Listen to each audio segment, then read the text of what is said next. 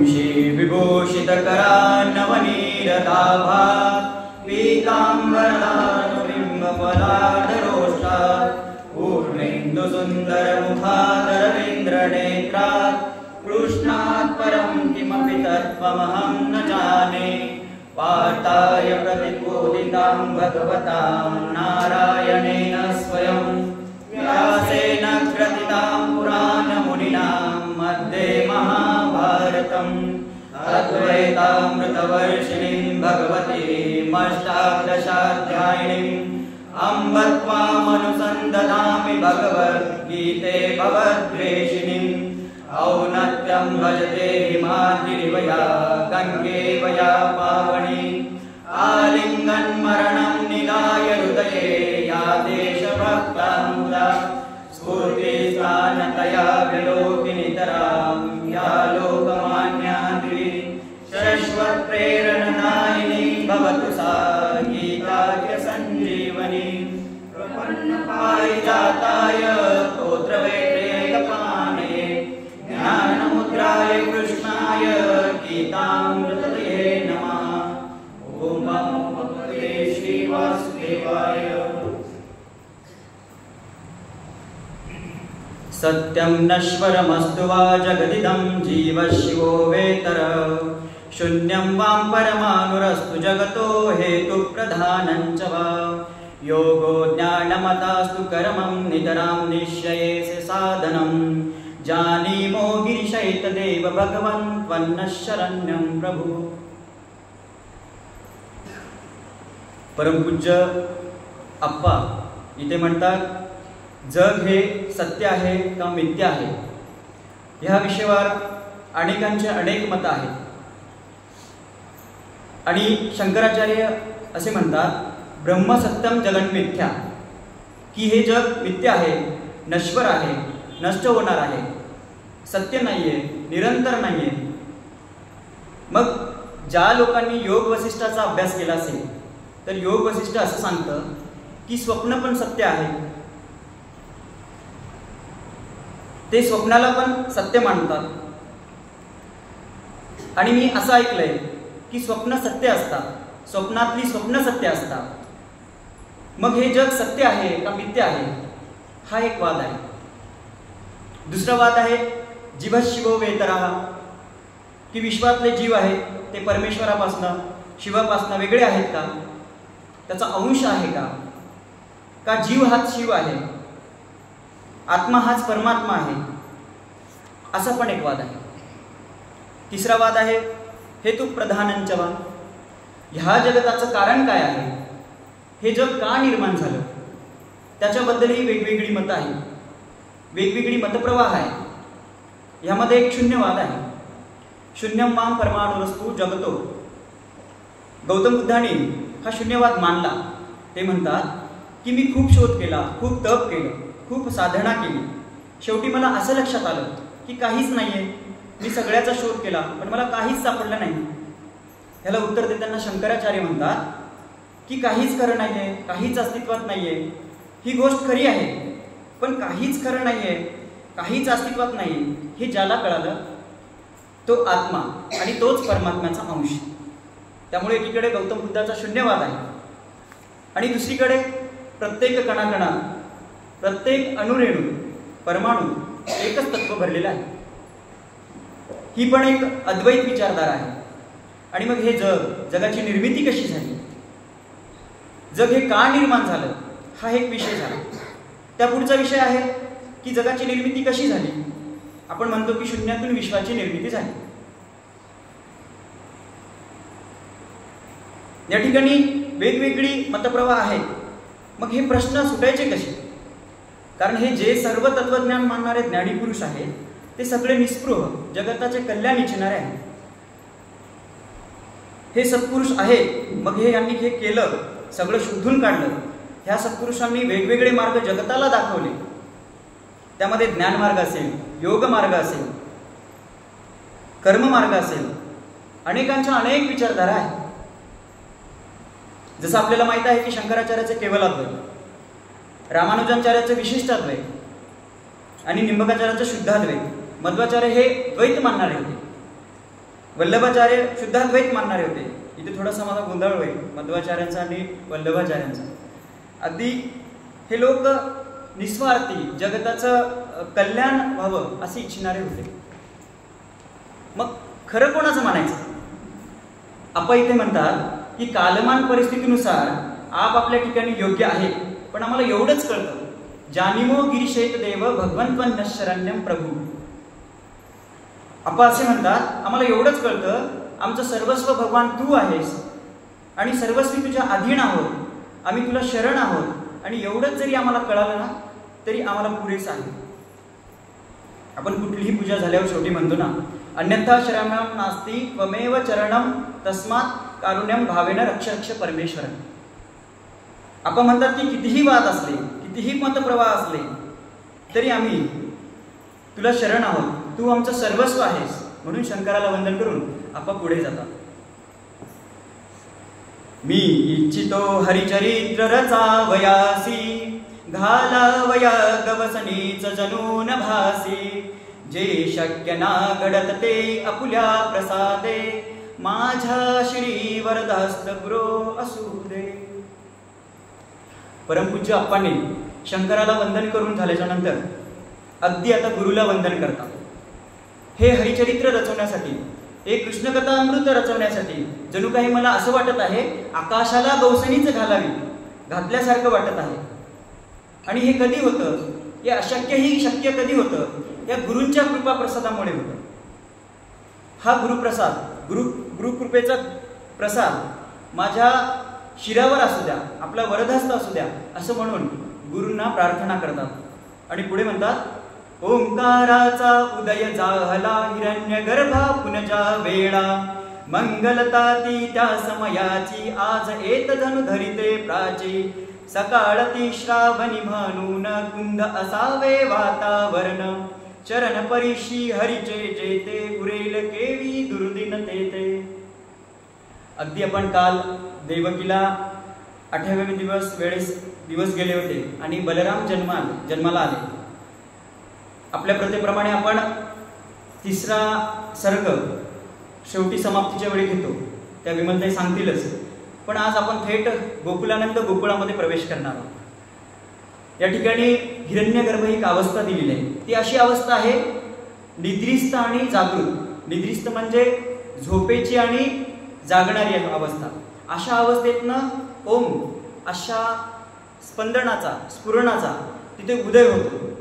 आणि त्या ठिकाणची मंगलता, प्रसन्नता अगदी इतकी सुंदर होती म्हणाली, आणि वेगळीच काहीतरी प्रचिती दाखवणार होती.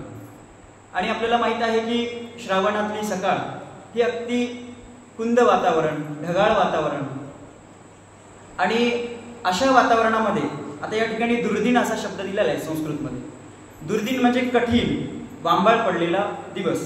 अशाही वातावरणामध्ये इतकं सुंदर वातावरण दिसत होतं म्हणाले, कारण की रखरख दिवस असतात श्रावणामध्ये, करमत नाही.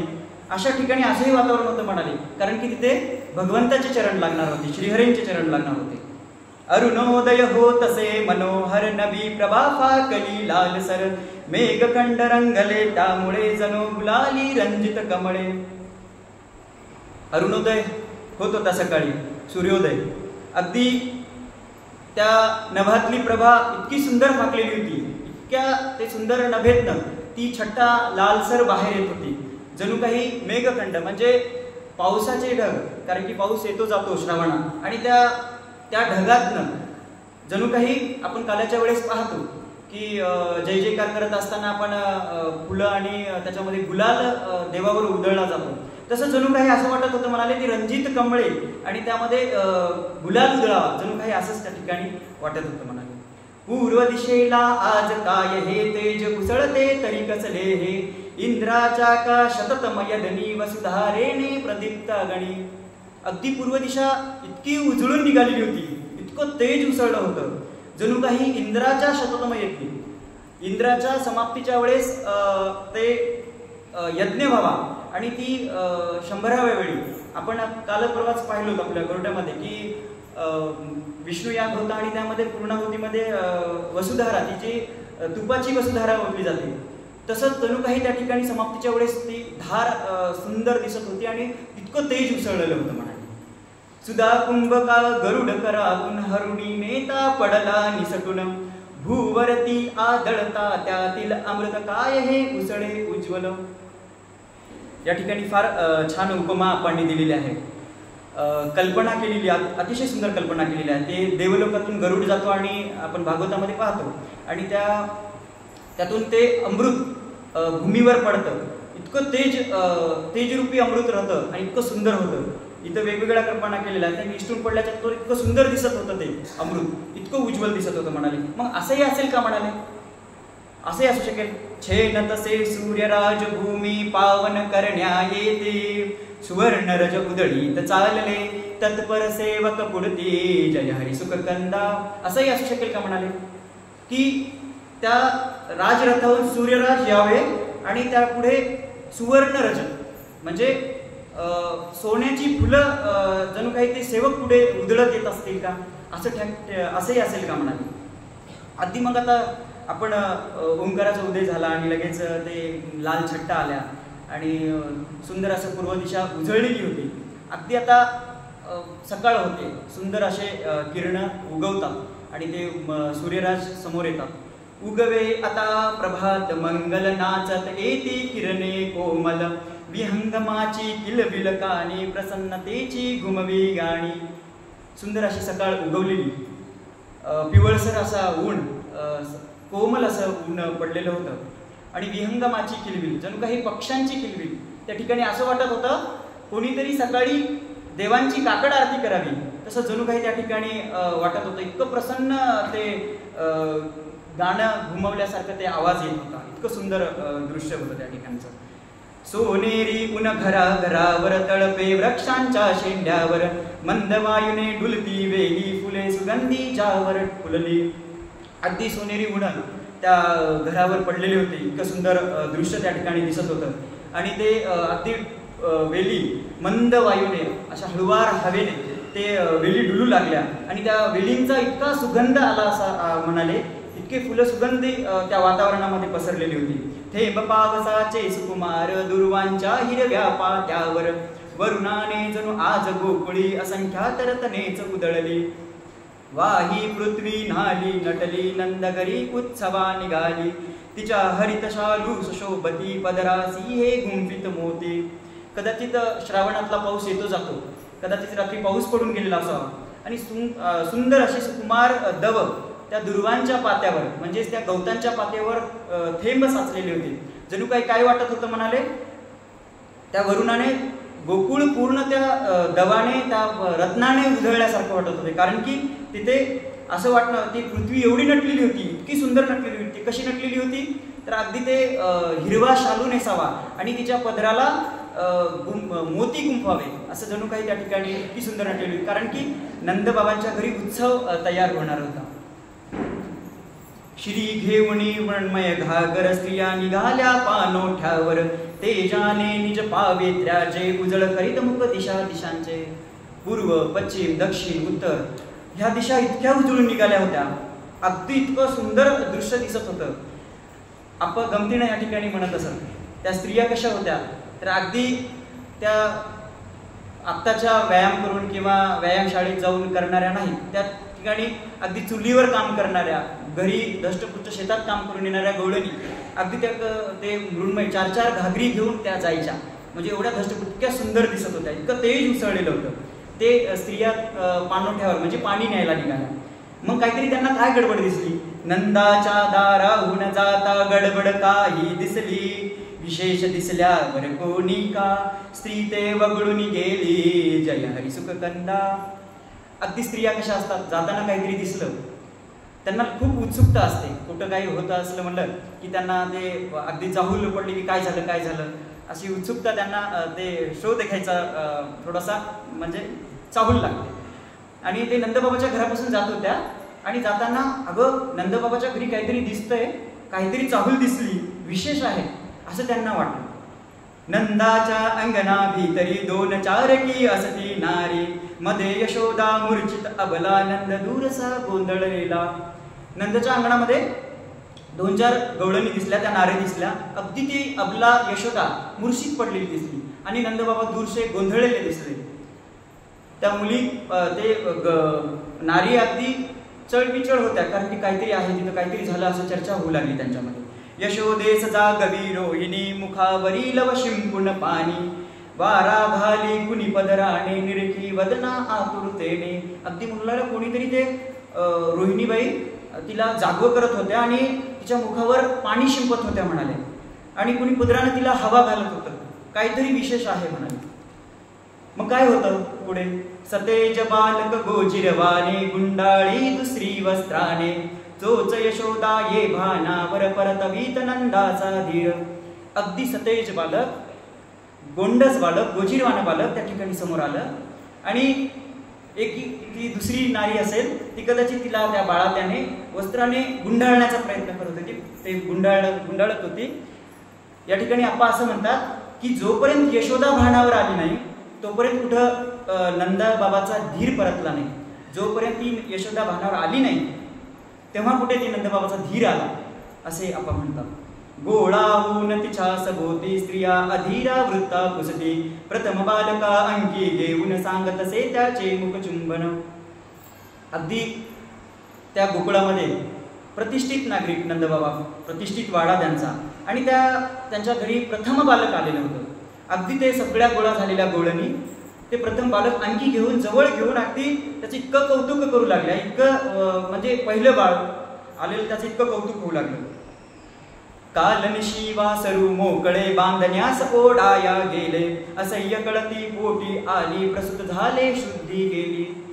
यशोदामाई म्हणाली, अगं काल मी गोठ्यामध्ये वासरू सोडायला गेले, मला ते काही कळालंच नाही म्हणाली. असह्य ते कळ अशी पोटी आली म्हणाली, तिथे काय झालं मला नंतर काही समजलं नाही म्हणाली. मग पुढे काय होते? अगदी खरंच ते कोणाची तरी कृपाच म्हणाली. कोणाची कृपा? परी सुरक्षित बाळ करो कर देवाचीच कृपा ही जोडी कर गही वरुणी नंदा स्वर्ग ठेंगणा होई जय हरी सुख कंदा. खरोखरच देवाचीच कृपा म्हणाली, हे बाळ सुरक्षित आहे म्हणाली. आणि जणू काही नंदबाबाला असं वाटत होतं ती सांगताना, इतकी गहीवरून येत होतं जणू काही स्वर्ग ठेंगणा झाल्यासारखा वाटत होता ती सांगत असताना. मग पुढे काय करतात?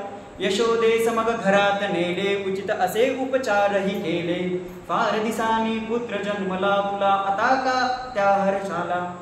मग थोडेफार उपचार करण्यासाठी यशोदेला तिथल्या नारी अगदी घरामध्ये नेल्या, थोडे वैद्यकीय उपचार केले, कारण की आनंदी आनंद तर त्या गोकुळामध्ये पसरलेलाच होता. त्या ठिकाणी बालकृष्ण जन्माला आलेले होते, फार दिवसांनी पुत्र जन्मलेला होता. कारण की आनंदाचे डोही आनंद तरंग, आनंदाचे डोही आनंद तरंग, आनंदाचे डोही आनंद तरंग. असा आनंद त्या गोकुळामध्ये पसरलेला होता. इतका आनंद म्हणतात ते गगनात मावेचा. मग पुढे काय होते? नंदग्रही हरी जन्मा आला घरोघरी आनंद उसळला कमळ विकसते कुठे तळ्यात सुगंध पसरे सर्व वनात. नंदबाबाच्या घरामध्ये पहिल्यांदाच जन्माला आलेले बाळ, अगदी वैयक्तिक त्यांच्याच घरी आनंद नाही, पूर्ण त्या वनात घरोघरी आनंद पसरलेला होता. इतकं आनंद पसरला होता जणू काही ते तळ्यामध्ये ते कमळाचा विकास व्हावा, कमळ उगवावं, तसा ते त्या गोकुळामध्ये पसरलेला होता. आणि इतका सुगंध पसरलेला होता त्या जन्माचा. पुढे काय होतं? वाजे सनई गरजे ढक्का डुलती गगनी गुढ्या पताका तोरण दारासी पुष्पांचे कुठे नारळासह आंब्याचे. अगदी मग आनंदी आनंदामध्ये कोणी नारळाचे आंब्याचे अगदी तोरण लावू लागले. सुंदर असं ते गोकुळ नगरी सजून निघाली. प्रत्येकांचे पुष्प प्रत्येकाने लावायला सुरुवात केली. मग प्रत्येकाच्या घरावर त्या गगनामध्ये मावण्यासारख्या गुढ्या पताका उभारायला सुरुवात केल्या. आणि अगदी सुंदर असा दृश्य त्या ठिकाणी. आत्ताचे बँड ताशा वगैरे डीजे वगैरे नाही, तेव्हा तसं काही नव्हतं. सुंदर अशी मंजूळ सनई चौघडा वाजत होता. इतका आनंद साजरा होत होता. सर्व घरी शर्करा वाटती नंदाचा पुत्रोत्सव कथिती प्रतिदिवशी हे चालू होते अधिक हे हर्षा भरते. सर्व घरी शर्करा वाटती. माझ्या घरी बाळ जन्माला आलं म्हणून मी वाटावं सगळ्यांच्या घरी असा संदर्भ नाही. सर्व घरी एकमेकींच्या घरी ते वाटण्याचा प्रयत्न करत होत्या. सगळ्यांनी इतका आनंद साजरा, सर्व घरी साखर वाटण्याचा प्रयत्न करत होते. आणि तो नंदाचा पुत्रोत्सव होता. नंदबाबाच्या घरी हे सगळं प्रतिदिवशी होते. 4 दिवस, 2 दिवस, 8 दिवस, हे अधिकाधिक हर्ष वाढत होता. मग 12वा दिवस आला. नाव ठेवण्याच्या दिवशी तर थाटासी मांडुरली, नारीची बहु धांदल झाली, गमती झुलत्या केळी, जय हरी सुख कंदा. अगदी इतकी धांदल उडाली. त्या नारींची इतक्या उत्सुक होत्या. 12वा दिवस उजडलेला होता आणि जणू काही या ठिकाणी आपण असे सांगतात की ते रानामध्ये जे केळीचे झाडं झुलावे तसे इकडून तिकडे एवढं ते नारी जाण्यासाठी उत्सुक होत्या त्या 12व्या दिवशी नंदबाबाच्या घरी नाव ठेवण्यासाठी. मग काय करतात? मंगल नावून करुणी भूषा, नंदगृहासी निगती योषा, पती दिसे समुदाय तयांचा, गुच्छ रम्यसा जसा कळ्यांचा.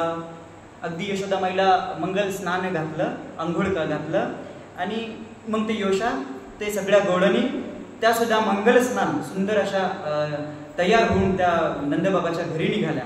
आणि जणू काही त्यांचा समुदाय, ते समुदायानं जात होत्या, म्हणजे एकत्र जात होत्या. आणि ते जणू काय वाटत होतं, मोगऱ्याचा जसा ते कळी फुलावी, उगवावे, सगळे एकत्र उगवतात ना, ते तसं जणू काही ते जाताना वाटत होतं. इतकं सुंदर दृश्य वाटत होतं म्हणा. इतक्या सुंदर दिसत होत्या त्या घोड्याने. प्रत्येकीच्या ताटकरात झाकून जाळीच्या वस्त्रात, आत गहू नारळ खण उंची, कुठे रेशमी झबले कुंची. अगदी या ठिकाणी ताई गमतीनं सांगत असत. कापड दुकानाच्या कापड घ्यायला जात असताना दुकानदारच म्हणावा म्हणे की कोणती साडी पाहिजे? आहेराची साडी. मग आमच्या कप्प्यातून ते आहेराची साडी, म्हणजे ती कशी बशी साडी. पण त्या ठिकाणी तेव्हा नव्हतं. ते नंदबाबाच्या घरी जायचं आहे, प्रतिष्ठानच्या घरी जायचं आहे असं म्हणून ते चांगलं नारळ, चांगले गहू, म्हणजे ते काय असेल आपण काय म्हणतो ते घुगऱ्या वगैरे ते, आणि ते चांगली खण उंची, ते सुंदर असे रेशमी कपडे ते घेऊन जायचे. पण कारण की नंदबाबाच्या घरी जायचं होतं. मंडप घाती याला नंदाने, दिली आतुनी चित्रविताने, पान फुलांनी शोभा आली, उभ्या स्वागता दारी केळी. भला मोठा, इतका मोठा मंडप घातला म्हणसाल. इतका आनंद ते नंदबाबांनी घातलेला. अगदी ते त्यांचा वाडा सजून गेलेला होता आणि त्याला वेगवेगळ्या चित्राने, त्या चित्रगीताने सजवलेलं ते मंडप, वेगवेगळ्या फुलांनी सुंदर असं मंडप सजवलेला होता. पान फुलांनी शोभा आलेली होती आणि उभ्या स्वागताला काय लावलेलं होतं? पुढे केळीचे खांब, मोठे मोठे असे सुंदर असे खांब लावलेले होते. मग आता पुढे काय होतं? मध्ये पाळणा लटके सुंदर रत्ने बाजूस चारे, रंगीत पोपट मोर झालरे, निजला आत मुरारे, जय हरी सुख कंदा. अगदी सुंदर असा मध्ये पाळणा लटकून होता आणि त्याला चारी बाजूने रत्न लावलेले होते. त्या पाळण्यामध्ये चांदवा लावलेला होता आणि त्या चांदव्याला काय होतं? रंगीत पोपट, मोर, झालरी अशा विविध कलाकुसराने वेगवेगळे चित्र लावलेले होते. आणि त्यामध्ये झोपलेले भगवान श्रीकृष्ण सुंदर अशा वेशभूषेत निजलेले होते, झोपलेले होते. मग पुढे काय होतं? पुढे यशोदा पाटावरती काजळ कुंकुम ल्याली होती, देहा तोडे आली कृषता कांती, सीपरी नसे म्लानता, हा हा म्हणता मंडप सगळा गोपवधूनी भरुणी गेला, जणू कवीच्या विशाल चित्ती रम्य कल्पना दाटी करीते. अगदी यशोदामाई 12 दिवस झालेले होते तरी पण कुठलीही कृषता, कसलीही म्लानता नव्हती. आत्ताच्या 4-4 महिने बसून राहतात म्हणे ते बाजूमध्ये, माहिती नाही, पण असो. आता ती इतकी सुंदर दिसत होती, टवटवीत दिसत होती ते बाळंतपणाच्या नंतर. अगदी काजळ, आणि ते डॉक्टर सांगतात म्हणे की ते काजळ लावल्याच्या नंतर डोळ्यांना इन्फेक्शन होते, पण तेव्हा तसं नव्हतं. काजळ लावल्याच्या नंतर चांगले डोळे राहतात, स्वच्छ डोळे राहतात, छान दिसायला येते, म्हणून तेव्हाच्या बायका ते धरायच्या. आणि कुंकू सुद्धा घेऊन बसलेली होती, इतकी सुंदर. आणि हा म्हणता तो मंडप भरला हो. आपण अगदी टाइम झाला की येतो. आत्ताच पाहता की विष्णू सहस्त्रनामाला कोणी नव्हतं, टाइम झाला की बरोबर आले सगळे. पण तेव्हा हा म्हणता ते मंडप भरला त्या गोपवधूंनी. जणू काही असं वाटत होतं कवींच्या मनामध्ये, म्हणजे आप्पा म्हणतात इतकं ते भरल्यावरती गोपवधूंनी इतकं सुंदर होत होतं की त्या गोपवधूंनी भरल्यावर ते कविता इतक्या कल्पना दाटी करत आहेत, इतकं दृश्य त्या ठिकाणी दिसत होते. एवढे गोपिका भरलेल्या होत्या. कृष्णाच्या मातेच्या भवती ओटी भरण्या जमल्या युवती, तदा यशोदा दिसे जणू का फुले पाकळ्यांमध्ये कर्णिका. कृष्णाच्या मातेच्या भोवती अगदी ओटी भरण्यासाठी उत्सुक असलेल्या त्या सगळ्या गोपिका, तिथल्या युवती इतक्या उत्सुक होत्या जणू काही ती यशोदा अशी बसलेली होती, इतकी सुंदर दिसत होती. म्हणाली त्या गुलाबाचं फुल असावं, त्या पाकळामध्ये जी कर्णिका असती ती कर्णिका असती तशी सुंदर ती यशोदा माई दिसत होती. म्हणाली गोपींनी घेतला उचलुनी बाळ कृष्ण पाळण्या मधुनी, ओट फिरवती हसत्या गाला जावळ मोहविते दृष्टीला. अगदी त्या गोपींनी त्या बाळाला उचलून घेतलं त्या पाळण्यामधनं आणि सुंदर असे ओठ, हसत्या गालाचं सुंदर असं हास्य त्यांचं, त्या भगवंताचं इतके जावळं मोहत होते, इतके कुरुळे जावळं, इतके सुंदर होते. ते उचलून घेतलं आणि मग नंतर काय करतात, हिच्या करा तुन तिच्या करा श्रीकृष्ण सारखा नाचे, नीलकमल जणू तरंगते हे जललहरी वरसाचे, जय सुखकंदा. आपण म्हणतो ना भाव तिथे देव, तसंच आज मला अनुभवायला मिळाला. अगदी आपल्या इकडे प्रथा आहे, गोरट्यामध्ये सहसा प्रथा आहे की जन्माला आलेलं की बाळ आम्ही ताईला विचारायला यायचो. म्हणजे आता मला माहिती, कारण की आम्ही पाहत होतो की जन्मलेल्या बाळाचं नाव ठेवण्यासाठी आपण प्रतिष्ठानमध्ये गोरठ्यामध्ये तरी आहे, आताही आहे, नाव विचारण्यासाठी यायचो आणि ते नाव अगदी ताईनं सुचवायचं आणि ते गावातील लोक प्रत्येकाने ठेवायचे ते नाव आणि ठेवतात पण. जणू काही मला असा भाव झाला, ते उत्कट भावनेने मला सांगावंसं वाटतं मुद्दामच. कदाचित मी जन्माला आलेला असेल आणि खूप दिवसांनी झालेलं मी सुद्धा बाळ आहे, माझं सुद्धा उदाहरण आहे. 3 बहिणीवर झालेलो मी. माझ्या वडिलांना पहिली बायको होती, तिला झालं नाही आणि दुसरी पत्नी केली आणि आज माझी आई बसून आहे. आणि अगदी तिला 3 मुलीवर झालेलो मी. कदाचित डॉक्टर पांडे होते, पांडे मामा होते आणि त्यांनी आले आणि आईला प्रसूतीच्या वेळेस ते घेऊन पाहून गेले, आता थोड्या वेळात होणार आहे प्रसूती. आणि मग आमच्या गावातील एक ताईने, आमचे ते आपल्या इथे येतात गोदावरी ताई, त्यांच्या आई सटवा मावशी, त्यांनी अगदी केलं असेल कदाचित ते, कारण की आई सांगताना ते अनुभवतो. आणि अति आनंदानं माझी बहीण सुद्धा विचारायलाच आली असेल कदाचित मग, आणि ताई ते सुचवलं असेल कदाचित. तेव्हापासून माझं सुद्धा नाव कृष्ण असं पडलं असेल कदाचित. आणि त्याच 4-2 महिन्याच्या नंतर आपला क्षितिज पांडे, त्याचं सुद्धा नाव 2 बहिणीवर झालेला तो मुलगा, त्याचं सुद्धा कृष्णा नाव असावं कदाचित, असा माझा भाव आहे. आणि कदाचित ते असं झालं, हे कृष्ण कथामृत घेताना इतकी धांदल उडाली होती की होईल का नाही, कसं होईल काय माहिती नाही. घेताना तर घेतो म्हणलो विमलताईला, आणि अगदी ते रौद्र रूप मला ताईकडून शिकायला मिळालं होतं. जणू काही ते मला ताईंची आठवण आली, वसुताईंची. गुरुपौर्णिमा होती, अगदी ते गुरुपौर्णिमा असताना मी आलो आणि लगेच विचारलो की ताई माझी धांदल उडाली. ताई म्हणतात, विमलताई पहिल्यांदा कोणाला येतं का, हा जो ठसा आहे जो माझ्यावर इतका भावात्मक उमटला आणि मला ताईंची आठवण झाली. आपण म्हणतो ना, मी म्हणजे ना शरीर विमद ग्रंथाचा संभार, त्याचे वाचन चिंतन हीच गुरुपूजा खरी. याच उक्तीपराने परमपूज्य आप्पा, वसुताई आणि विमलताई असंच म्हणा वाटतं. हिच्या करातून तिच्या करा श्रीकृष्ण सारखा नाचे, नीलकमल जणू तरंगते हे जललहरी वरसाचे, जय हरी सुखकंदा. त्या भगवंताने अगदी असं वाटत होतं, त्या पाळण्यातून घेतल्यावर त्या गोपिका घेत होत्या आणि जणू काही नीलकमल, त्या तळ्यातलं नीलकमल तरंगावं, ते इकडून तिकडं त्या गवळणी घ्याव्या, म्हणजे एवढ्या उत्सुक गवळणी होत्या. अन्य करी आपुल्या करातून देता व्याकुळ अंतःकरण, कृष्णाला नच सोडू वाटे प्रेम सर्व शरीरातून उमटे, दुसरी परितित कीच अधीरा घेण्या त्यास कुमार कुमारा, वाचल्याची ओढा तान करी स्मित वदने कृष्ण. अगदी हिच्याकडेतून तिच्याकडेवर घेताना मात्र घ्यावं वाटत होतं, देताना मात्र द्यावं वाटत नसायचं. इतकं व्याकुळ अंतःकरण होतं त्या गोपिकांचं. कधी इतकं शरीरातून प्रेम उठत होतं, रोमरोमातून उठत होतं. घेताना घ्यावं आणि देताना मात्र देऊ नये. आणि पण तेवढीच दुसरी सुद्धा अधिरा तेवढीच उत्सुक होती. तुझं झालं असेल तर मला द्यायला, तुझं झालं असेल. इतकं सुकुमार बाळ, ती वात्सल्याची ओढाताण होती, ती इतकी सुंदर. आणि ते स्मित वदन त्या भगवंताचं अगदी त्या मोहक होतं.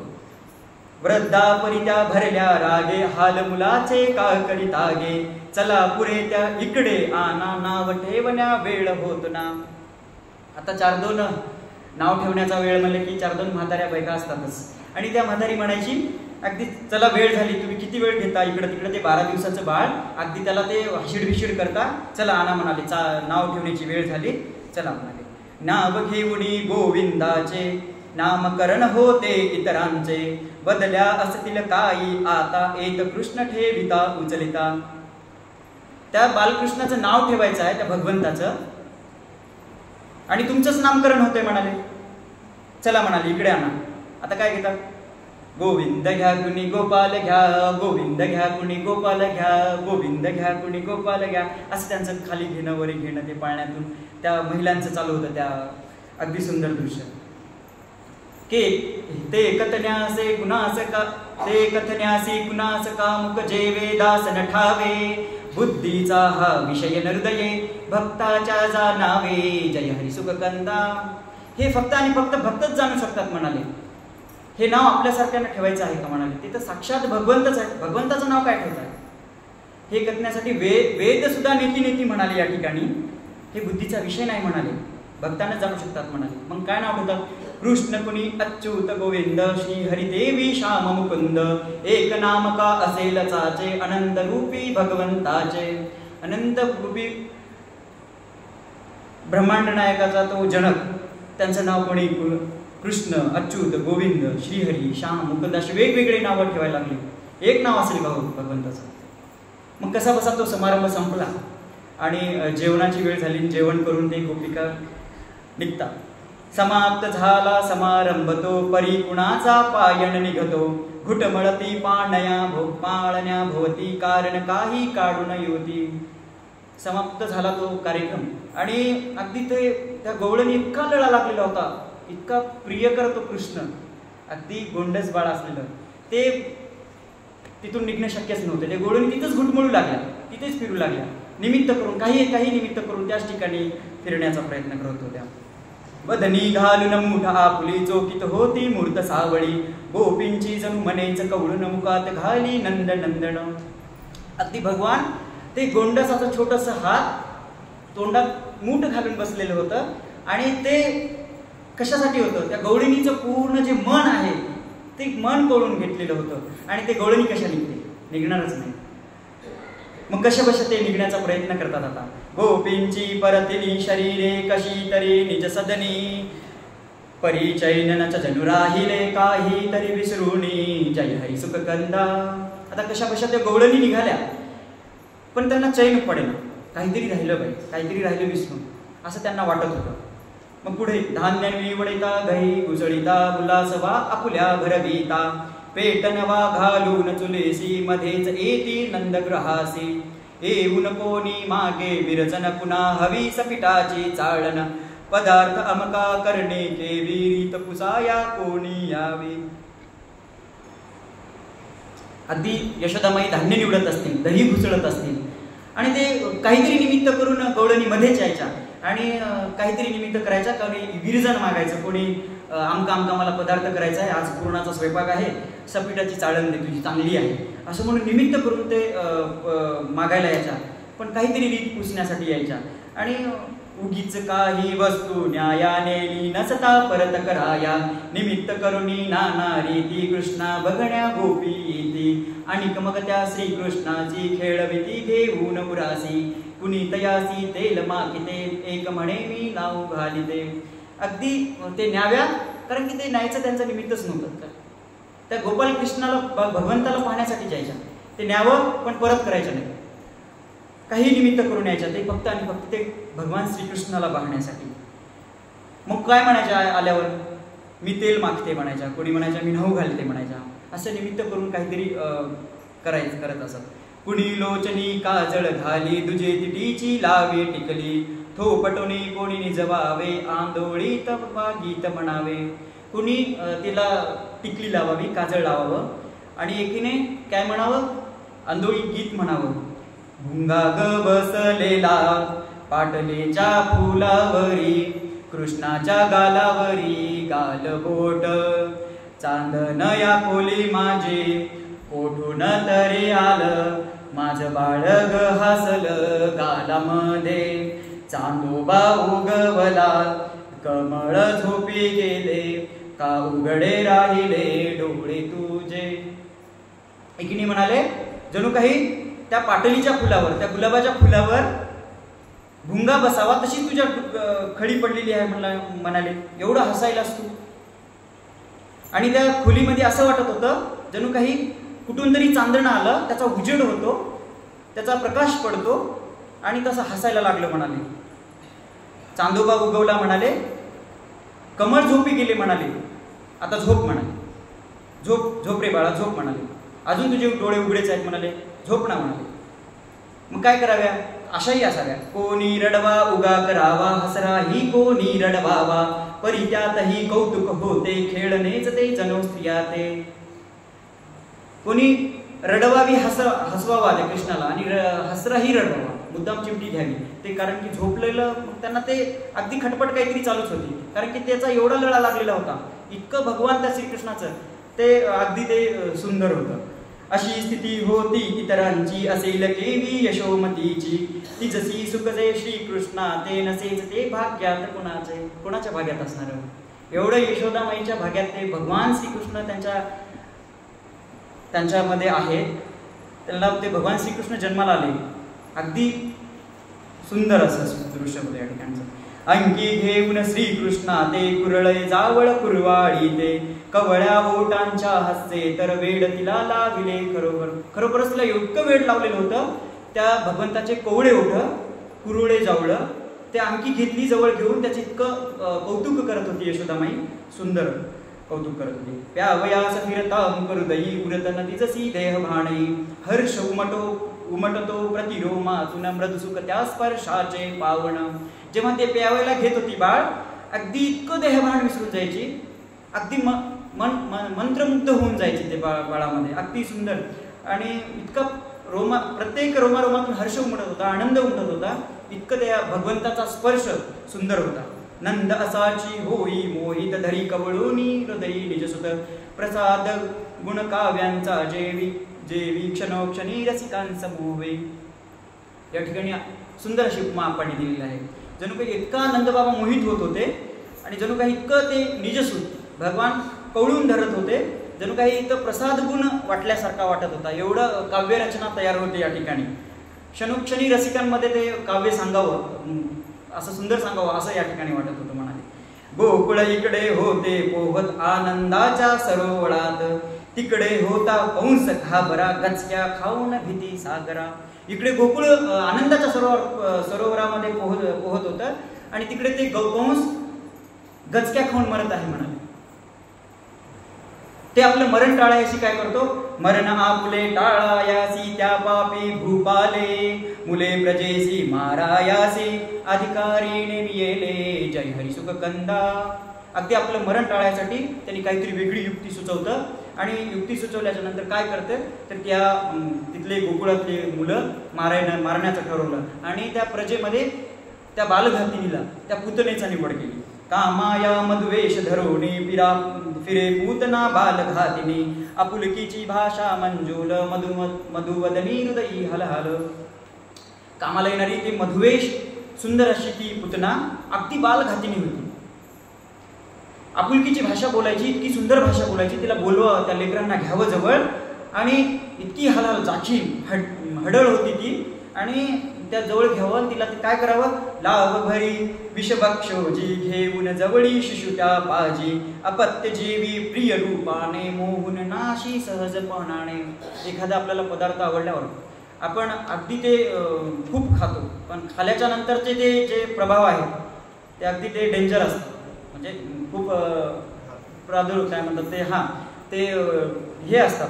तसंच ती घ्यावं आणि ते अगदी तिला त्या पाजून त्याला मारण्याचा प्रयत्न करत होती, मारत होती. काय करावं हे कळण्यासाठी काय करावं करत होती. तडफडून शिशु मरता हासे वदिशी मेल्या कंसा कैसे शठता परी ही कशी टिकावी हरिजो लीला नटमा यावी.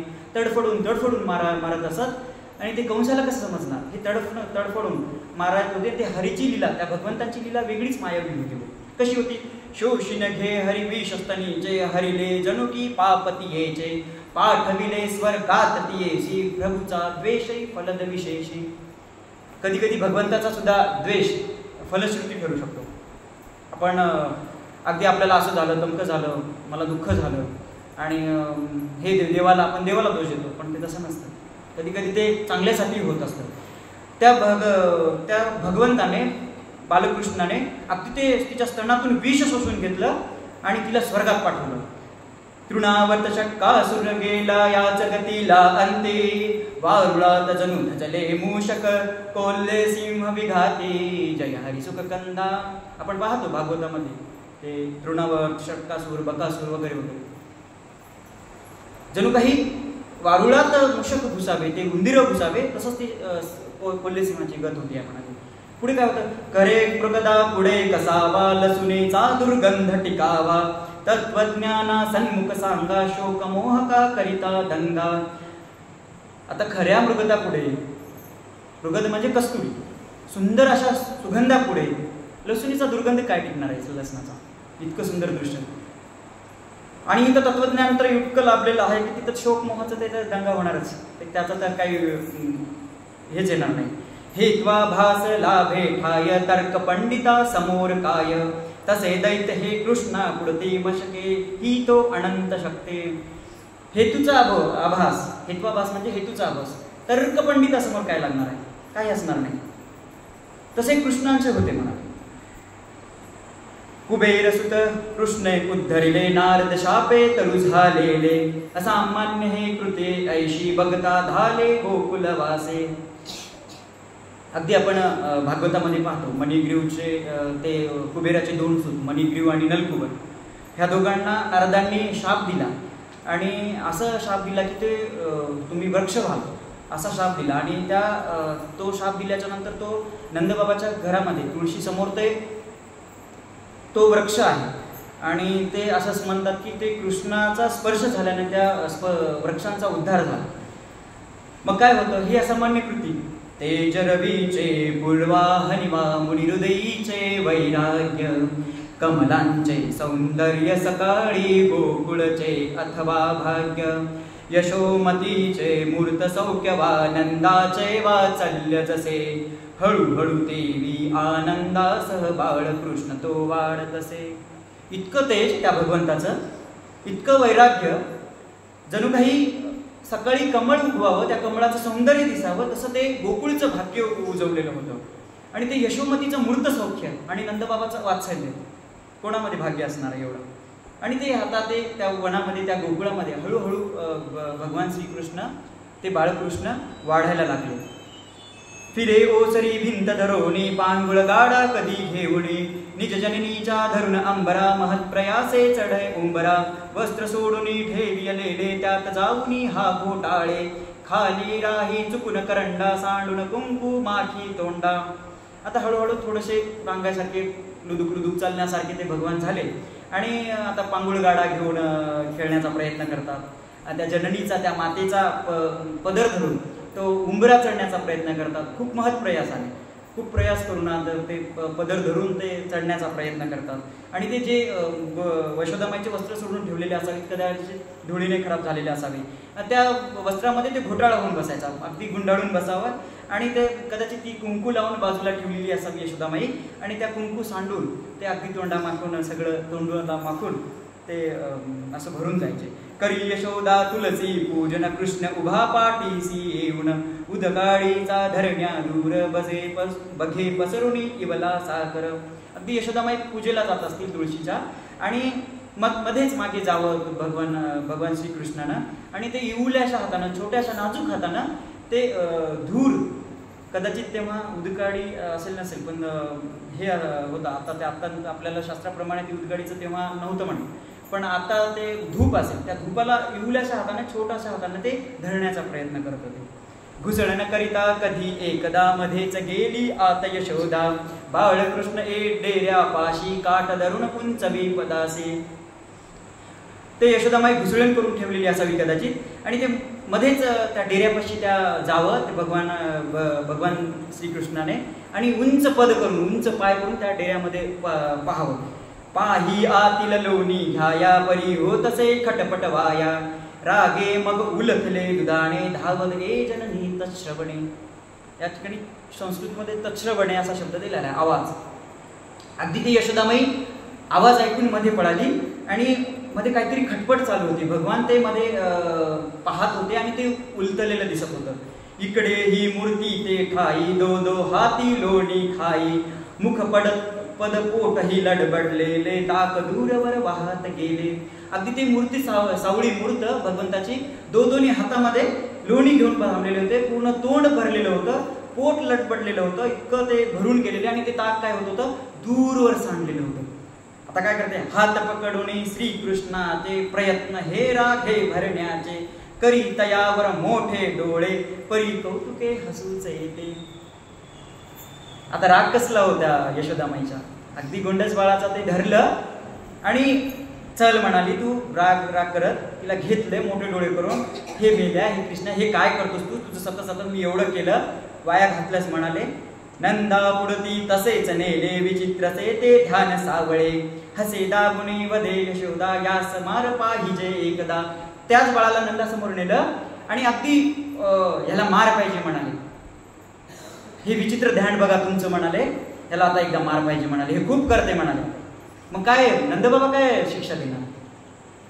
नंदे चुंबियले प्रेमाने रडव्या कृष्ण मुखासे, शिक्षा याहून तुझी असे का, असल्या अपराधासी जय हरी सुख कंदा. आता नंदबाबा काय शिक्षा देणार भगवंतांना. अगदी जवळ घेतलं आणि घेऊन सुंदर असं म्हणाले, नको बाळा, असं करायला नाही पाहिजे, किती सतवतोस तू आईला, नाही सतवायला पाहिजे. आता नंतर सतू नको म्हणून असं त्याला कौतुक करत होते, त्याचं हेच शिक्षा त्यांची. लीलानिया सुकुमाराचे वेडे मन सकला, लीलानिया सुकुमाराचे वेडे केले मन सकलांचे, नाच नाच रे बाघन निळा, गोपींना हा एकच ताळा, नंद पाटलाकडे प्रत्यही कामासाठी गवळी काही, येती ते आणि ती खेळणी, श्रीहरी जवळी यावा म्हणून. अगदी सुकुमार बाळ, इतकं त्या गोपगोपिकांचं मन वेड केलेलं होतं, आणि ते गवळणी मध्येच अजून यायला सुरुवात. आता हे झालं सगळे ते येतच राहायच्या आणि येऊन नाच नाच म्हणून असं त्यांना खिदवायच्या ते भगवंतांना. आणि प्रत्येकी ते नंदपाटलाकडे कामाला येत असत ते गवळणी, आणि येऊन काहीतरी त्यांना मध्येच खेळणी, कारण की ते भगवान श्रीकृष्ण जवळ यावे म्हणून ते खेळणं घेऊन यायच्या. आणि अगदी सुंदर, अंगधुळीने सर्व माकले, तसेच मुख जरी मळकट असले, करपाशी तरी कृष्ण घेऊन विशंक घेती त्यांचे चुंबन. आताच्या इन्फेक्शन होते म्हणतात, चिखलात जर ते बाळ गेलं तर आताच्या महिला नको, ते धूळ लागलेली आहे, चिची म्हणतात. पण तेव्हा तसं नव्हतं, ते सुंदर ते खेळलेलं बाळ तसंही असलं तरी त्या बाळाला घ्यावं त्या गोपगोपींनी, आणि घेऊन त्याला इतके मुखचुंबन घ्यायचे, त्याचे मुखे घ्यायचे, ते तेव्हा तसं काही वाटत नव्हतं त्यांना. सुंदर हसरा श्याम खोडकर, वदून बोबडी मुखबी अंतर, वृद्ध तरुण वा मूल असो का, श्रीहरी सर्वांचाच लाडका. अगदी सर्वांचे लाडके ते भगवान श्रीकृष्ण. वृद्ध असो तरुण असो, त्या बघितलं की ते मधुर दर्शनार्थी ते मन प्रसन्न वाटायचं. कसं वाटायचं, कुणी कसाही असो उदास, चिंतावाला गली मनास, श्रीकृष्णाच्या मधुर दर्शने कळी खुलावी प्रसन्नतेने. कुणी कसाही असो, त्या उदास असो दुःखी असो, इतका सुंदर दृश्य, जणू काही ते वनामध्ये कळी खुलावी, कमळाचं फूल खुलावं, तसं जणू काही ते त्यांचं भगवंताचं मधुर दर्शन वाटावं. ते मधुर दर्शन कसं होतं, अधरम मधुरम वदनम मधुरम नयनम मधुरम हसितं मधुरम हृदयं मधुरं गमनं मधुरं मधुराधिपतेरखिलं मधुरं मधुराधिपतेरखिलं मधुरं मधुराधिपते रखिलम मधुरम. असं मधुर दर्शन झाल्याबरोबर भगवंताचं कसाही असू द्या प्रसन्न वाटायचं. परिसुनी भाषण कधी हरीचे विसीमित व्हावे मनसु ज्ञानचे. बुद्धीची की चमक विलक्षण बालवही दीप विलोचन. श्याम परितो महालागवी विसरवीत आपुली थोरवी. मधुर खेळ कर साधे वर्तन यातच या मोठ्याचे ते मोठेपण.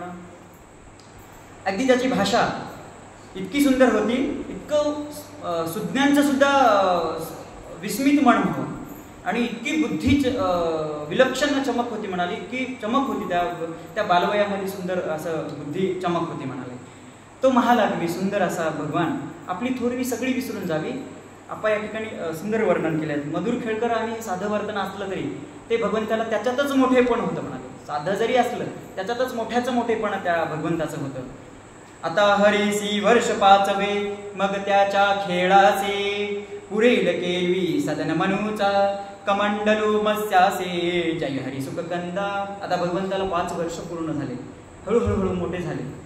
आता त्यांना त्यांचा सदन पूर्ण ते गोकुळातला नंदबाबाचा वाडा पुरेनासा झाला. इतकं खेळण्यासाठी ते मग्न होत असत.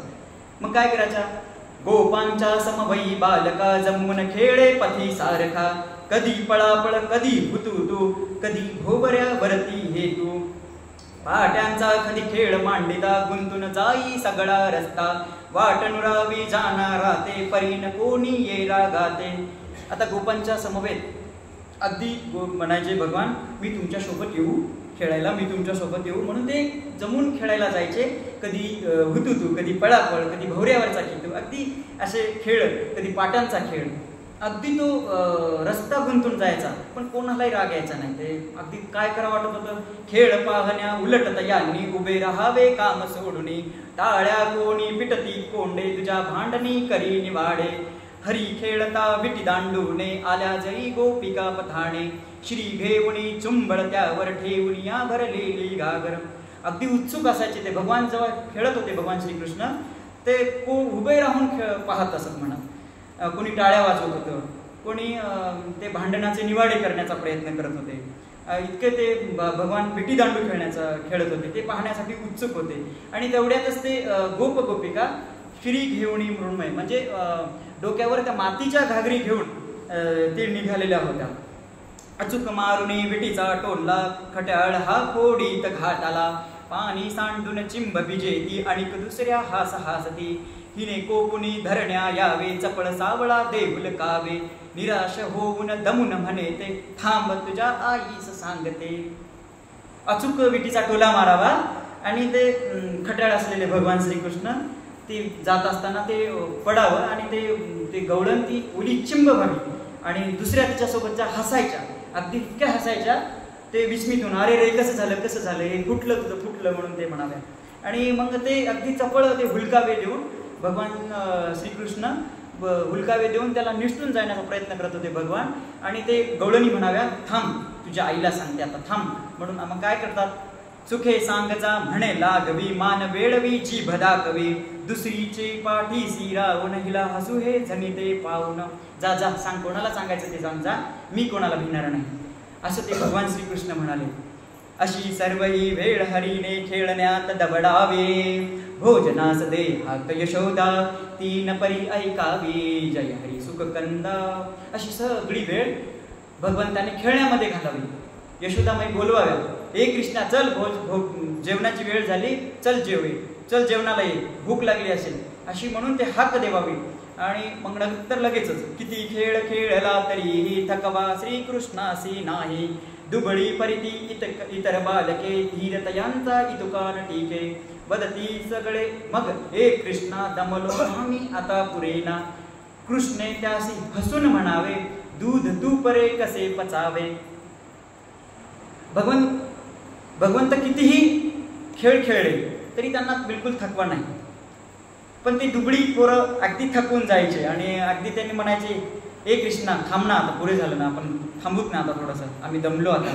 पण भगवान श्रीकृष्ण याला उत्तर काय म्हणावे? अरे असं कसं चाललेलं म्हणाले, आपण चांगले घरचे मुलं. दमून कसं चालेल म्हणाले. दूध तूप खाऊन हे कसं पचणार आहे म्हणाले. दूध तूप पचणार नाही म्हणाले. आपल्याला व्यायामासाठी हे खेळावंच लागणार आहे म्हणाले. दूध असे बा कुणा प्यावया पचण्याची मग गोष्ट कासया तुला दूध नवनीत सापडे तुकडे आम्हा प्रति कोरडे. ते म्हणाले अरे हे काय लावलंस म्हणाले. दूध पचण्याचा वेळच येत नाही आम्हाला दूधच भेटत नाही म्हणाले. पचण्याचा तर विचारच येत नाहीत म्हणाले. नुसते तुकडे जरी भेटले तरी खूप झालं म्हणाले आम्हाला रात्रीचे खायला. ते मुलं तुम्हा घरी आहे ना बोधन कृष्ण बिचारी विस्मित होऊन दुभते त्यांचे कोठे जाते मत उत्तर ये मथुरा शिवराते. भगवान श्रीकृष्ण म्हणतात तुमचे दूध कुठं जाते. तुमच्याकडे गोधन आहे ना गोटा आहे ना मग एवढं दूध कुठं जाते. विस्मित होऊन हास्य म्हणजे असं सुंदर असं विचारत होते. आणि हे दूध मग ते मुलं उत्तर काय देतात. अरे आमचं दूध तिथं जाते म्हणाले त्या डेअरीला त्या मथुरेमध्ये. तिथे आम्हाला पैसा मिळतो त्या मथुरेमध्ये जाते. मग काय होते काय मुले ठेवून उपाशी पुसे मुरारी सरोष त्यासी भाव चांगला तेथे मिळतो कोण आमचा विचार करतो. आमचा कोण विचार करणार आहे म्हणाले. तिथे आम्हाला चांगलं 60-70 रुपये लिटर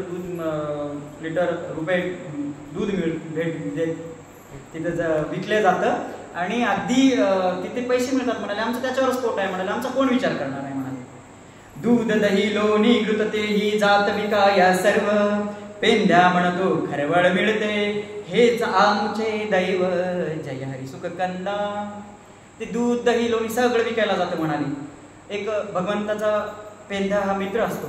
तो म्हणतो आम्हाला याचे खरवड जरी मिळालं तरी खूप पुष्कळ झालं म्हणाले. हे आमचंच दैव म्हणाले. हे जेवढं मिळालं ना तेवढंच आमचं दैव म्हणाले. तशी बालके काही वदनी किती कथू तुझ घरच्या गमती ताखही लाभत ना प्रतिदिवशी सकाळीच पाजिती म्हशीची. ते त्या कदाचित तेव्हा सुद्धा म्हशी असाव्यात.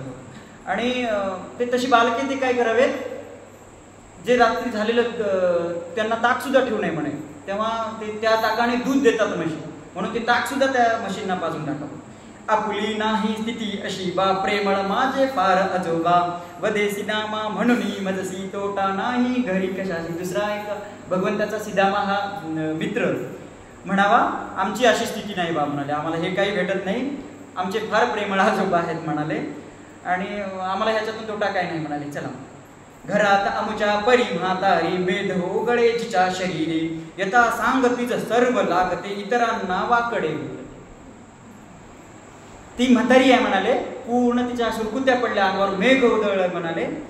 येता सांग तिला सर्व खायला लागते म्हणाले. पण आमचा विचार करीत नाही म्हणाले. ती दुसऱ्यांना वाकडच बोलते म्हणाले. ती सतत चालूच राहते म्हणाले तिचं बडबड. खाऊन देई घास सुखाचा स्वभाव असला असे तियेचा म्हणून नसता उणीव कसली हाडे माझी कधी न बुजली. सुखाचा घास सुद्धा खाऊ देत नाही म्हणाले. कधी बुजतील तिची हाडे म्हणाले. तिचा स्वभावच आहे तसला म्हणाले. वदी हरी यावरी गड्यांनो हे नाही कामाचे घोरस खाऊन बळ मिळवावे असले वय हे अमुचे घे जय हरी सुख कंदा. भगवान म्हणावे हे वय नाही रे म्हणाले. आता हेच वय आहे म्हणाले. घोरस खाऊन धष्टपुष्ट व्हावं बलाढ्य व्हावं हेच वय आहे म्हणाले. हे खाऊन खावंच लागणार आहे म्हणाले. अविचारे जो चढी प्रजेशी त्या कंसाच्या पशुसेनेसी पोसतात हे धन लोभाने घरी पोर कळवळे भुकणे गोकुळातले गोरसाचे आहे गोकुळवासी जनांचे आम्हा पुरवणी उरल्यावर ते सुखे विकाया मग जावे ते. त्या अगदी वेगवेगळ्या विचारानं इतकी ती प्रजा छळली होती त्या कंसाची.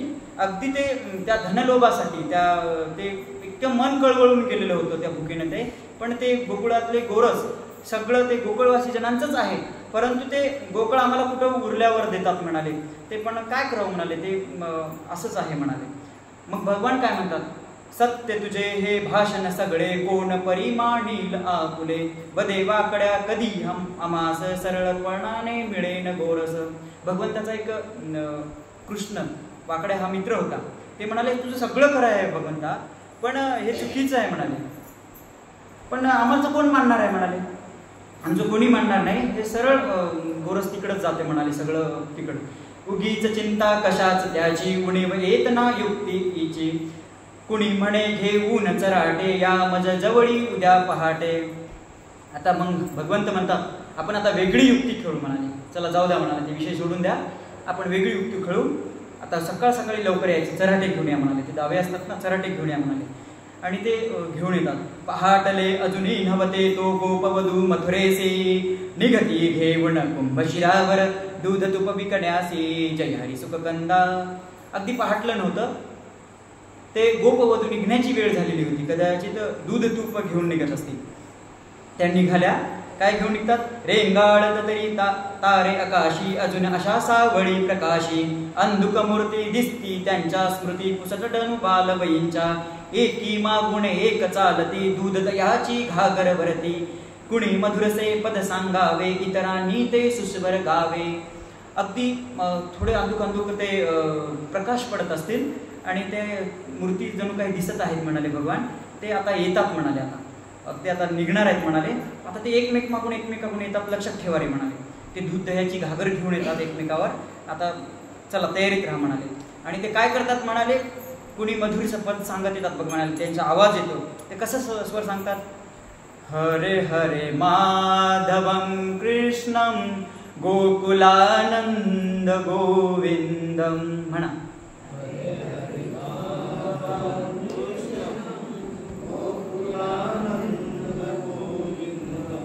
हरे हरे माधवं कृष्णं गोकुलानंद गोविंदम.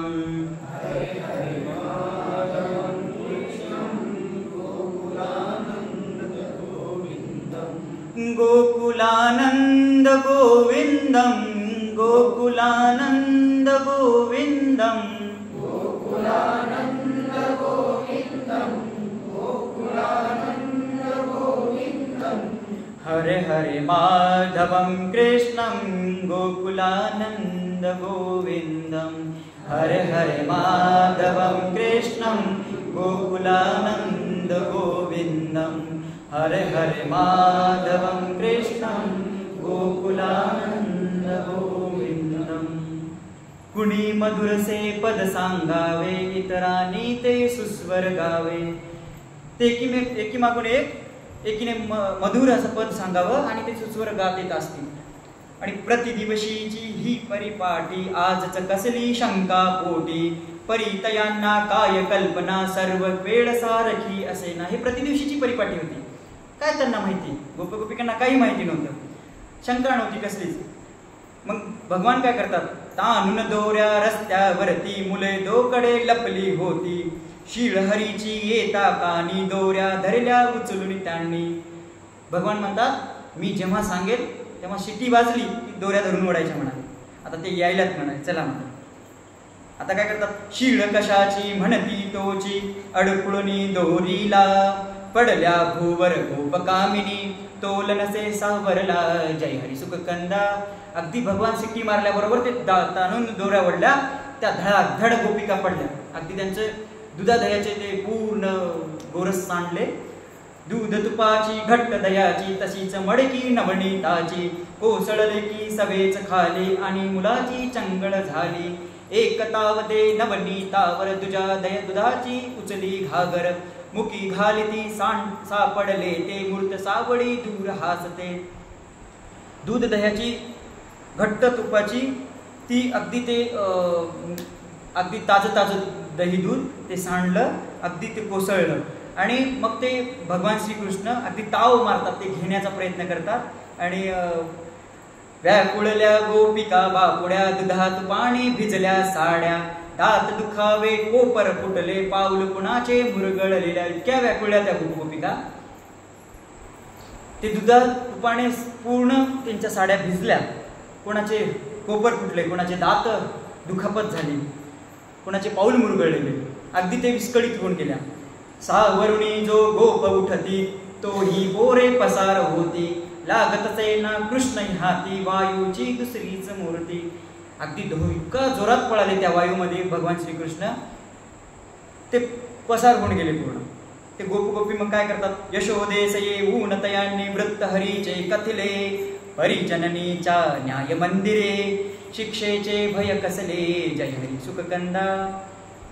त्या जननीच्या, त्या मातेच्या मंदिरामध्ये शिक्षेचे भय कसले हो. त्यांनी येऊन व्रत सांगितले, तुझा कृष्ण असा असा करतो, येऊन ते त्या यशोदामाईला सांगितले, पूर्ण सांडलं बघ आमचं कोपर फुटलं, एवढी दुखापत झाली, पूर्ण दूध गेलं आमचं, आता काय करणार आहेस? मग यशोदामाई काय करतात, खरे न वाटे तिला कदापि, जरी शपथेने कथिती गोपी, सांगे परिती वत्सल आई, करीन मी तुमची भरपाई. तिला खरं वाटायचं नाही, ते सांगलं तरी खरं बिलकुल वाटायचं नाही.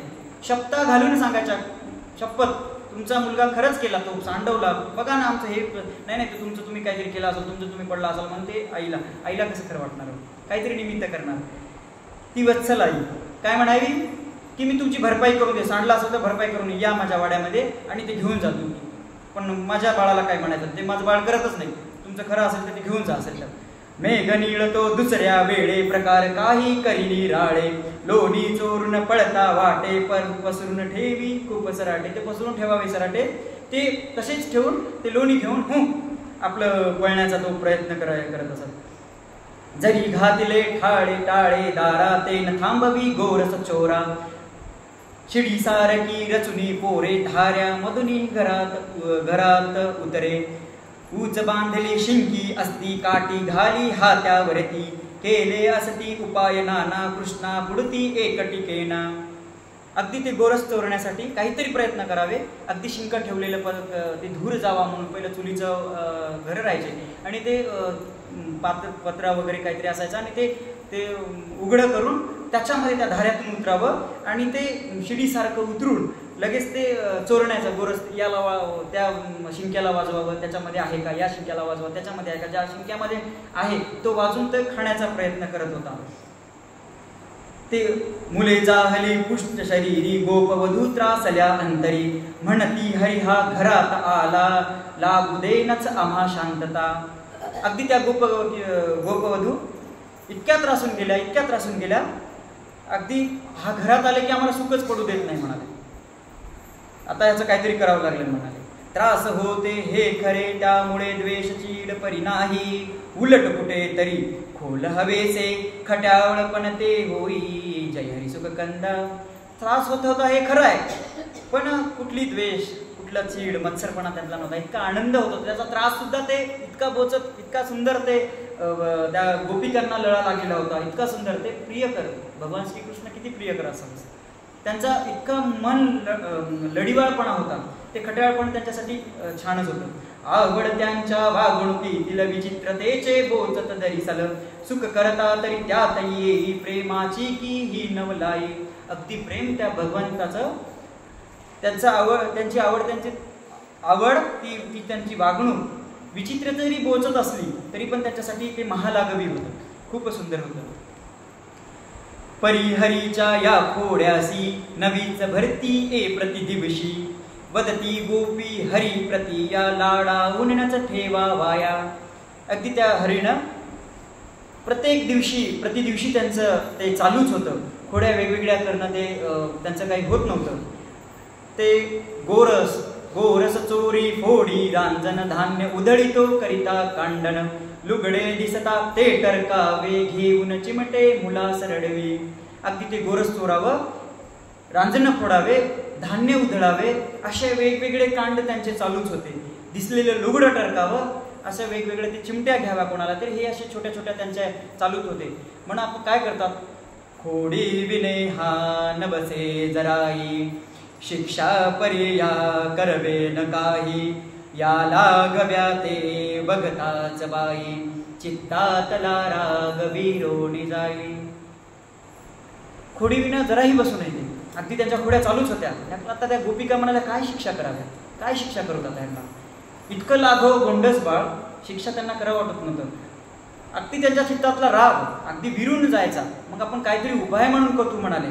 त्यांनी आता यशोदेकडे जाऊ, उपाय कथितो आम्ही म्हणून या यशोदे तुला, सरेवरीस आठवे नच नहान हा राहिला, वनात इतरा सवे नितवळावयासी गुरे, हरीच तव पाठवे सकल लाड झाले पुरे. त्या गोपिका यशोदामाईकडे जातात. उपाय म्हणून तुला कथितो म्हणतात.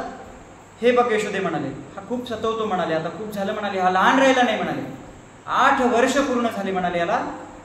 ते सोबतचे सगळे ते गोरं ढुरं वळायला जातात, आता त्याला ठेवायचं नाही म्हणाले भगवान श्रीकृष्णाला. मग आपण काय करू म्हणाले, भगवंताला आपण ते वनात पाठवून देऊ आणि याचे लाड पूर्ण झाले म्हणाले आतापर्यंत. मग भगवान श्रीकृष्ण ते वनात वन गुरं वासरं चरायला जातात. गोपाल कृष्ण भगवान की जय. रत्नौघे सती मंगलाय जगतो हालाहलं भीषणं स्वर्गादिन्याति सुन्दराणि भुवनान्युज्जित्य चित्यास्थलं पौलस्ते च निदायेन विभवं भिक्षाटनं स्वीकृतं तं वन्दे विगतस्पृहं शिवकरं मृत्युञ्जयं सादरं. गोपाल कृष्ण भगवान की जय. कृष्ण गोविंद गोपाल गाते चले. कृष्ण गोविंद गोपाल गाते चले.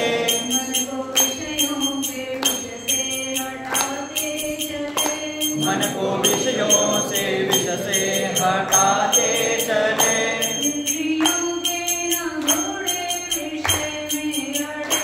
इंद्रियों के न घोड़े विषय में अड़े.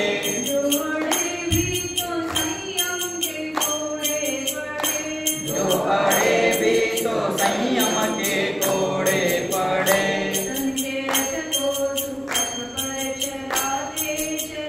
तन के रथ को सुपथ पर चढ़ाते चले. कृष्ण गोविंद गोपाल गाते चले. कृष्ण गोविंद गोपाल गाते चले.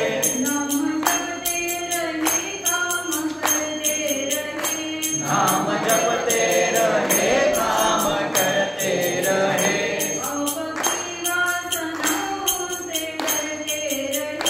पाप की वासनाओं से डरते रहे.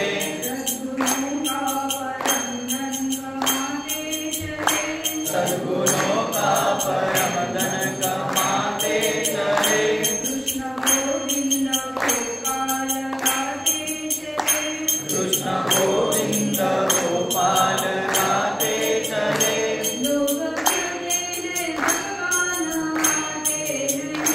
लोग कहते हैं भगवान आते नहीं. लोग कहते हैं भगवान आते नहीं. द्रौपदी की तरह हम भुलाते नहीं. द्रौपदी की तरह हम भुलाते नहीं. रुक्मिणी की तरह धुन लगाते चले. कृष्ण गोविंद गोपाल गाते चले. कृष्ण गोविंद गोपाल गाते चले. लोग कहते हैं भगवान आते नहीं. लोग कहते हैं भगवान खाते नहीं.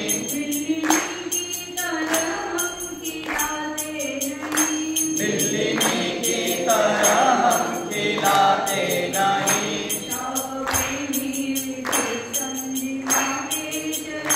शाप प्रेमी विदुर संधिमाते चले. कृष्ण गोविंद गोपाल गाते चले. कृष्ण गोविंद गोपाल गाते चले. दुख में तड़पे नहीं, सुख में भूले नहीं. दुख में तड़पे नहीं, सुख में भूले नहीं.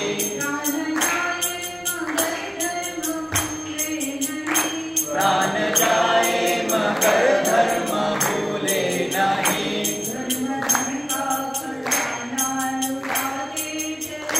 धर्म धन का खजाना लुटाते चले. कृष्ण गोविंद गोपाल गाते चले. कृष्ण गोविंद गोपाल गाते चले.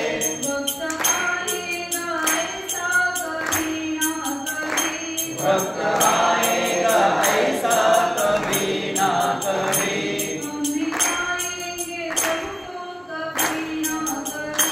हम भी पाएंगे प्रभु को कभी ना करे.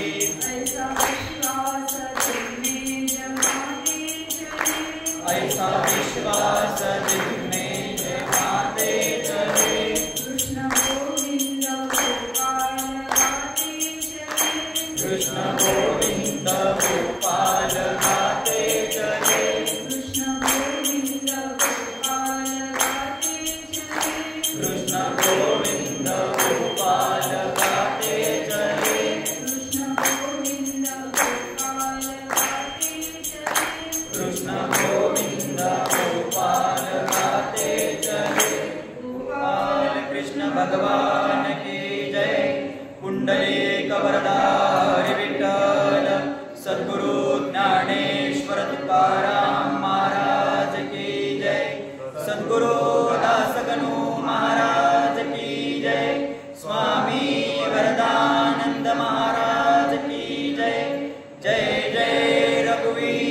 समर्थ. नमः पार्वती पते. हर हर महादेव. भारत माता की जय. उद्याला 5 वाजता वैशाली